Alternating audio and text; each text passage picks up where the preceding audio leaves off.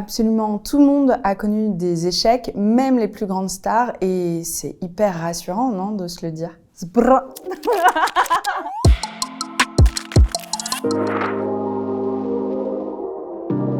Bonjour, je m'appelle Pauline Grisoni, j'ai 30 ans, je suis créatrice du podcast La Leçon et je viens de sortir Fiasco, l'art de rebondir après l'échec aux éditions Hugo. Aujourd'hui, on va parler d'échecs, de rebond dans Hotline Bling. Absolument tout le monde a connu des échecs, même les plus grandes stars, et c'est hyper rassurant, non, de se le dire. L'épreuve commence. Cédric se concentre comme s'il exécutait une chorégraphie.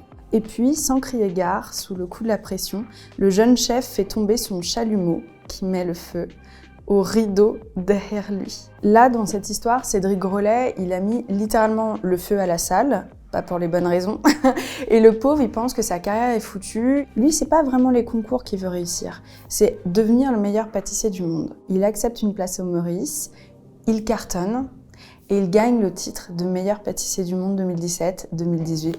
Boom. Caroline a 37 ans, raccroché les podiums depuis bien longtemps. Le magazine Gradia lui propose d'animer une petite radio itinérante durant la Fashion Week. Karl Lagerfeld accepte de monter dans la camionnette, reconvertie en studio d'enregistrement. Entre deux, c'est le coup de foudre intellectuel et professionnel. Caroline de Maigret est mannequin, elle enchaîne surtout les contrats commerciaux, ça marche bien, sans plus. Elle est à New York et puis on l'appelle de moins en moins. Caroline a 37 ans, elle croise le chemin de Karl Lagerfeld, il y a un coup de foudre intellectuel entre les deux et elle devient égérie internationale de Chanel, la plus grande maison de haute couture au monde. Chacun a son fuseau horaire, à vous de trouver le vôtre.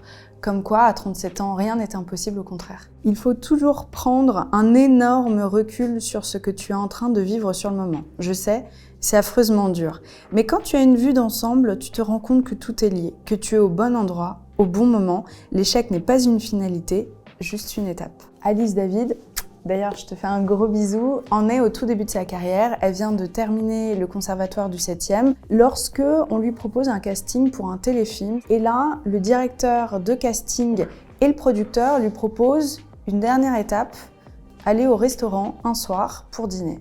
Elle essaye d'évacuer le dîner le plus vite possible, elle prend pas de dessert, et c'est dire. Quelques temps plus tard, elle apprend qu'elle n'a pas été prise pour ce film. Elle est à la fois soulagée parce qu'elle se sentait pas à l'aise et puis évidemment elle est déçue parce qu'elle a besoin de travailler. Et puis on lui propose un autre casting et dans cette salle, il y a 6 personnes, dont une qui s'appelle Kian Kojandi et qui la remarque. Elle n'a pas ce casting non plus, mais quelques temps plus tard, il la recontacte, il lui propose un plan qui en surface a l'air un peu pourri. Elle accepte parce qu'elle sent que la vibe est bonne, elle y va. Il tourne ce pilote.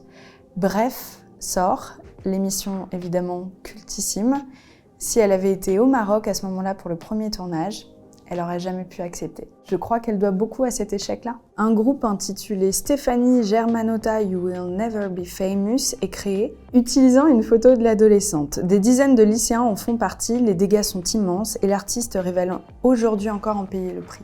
J'aimerais vous dire que j'ai interviewé Stéphanie Germanotta, alias Lady Gaga, chez moi, mais non, malheureusement pas encore. D'ailleurs, Stéphanie, si tu m'entends, évidemment que tu m'écoutes, tu es sur Melty, tu es la bienvenue. Et elle était assez en décalage avec les autres élèves qui écoutaient de la pop musique à ce moment-là. Elle connaît un succès extraordinaire, mais elle le dit, elle arrêtera jamais de penser d'elle-même qu'elle est un peu une loseuse. Lady Gaga, de son harcèlement scolaire, a réussi réellement à en faire une force de vie immense.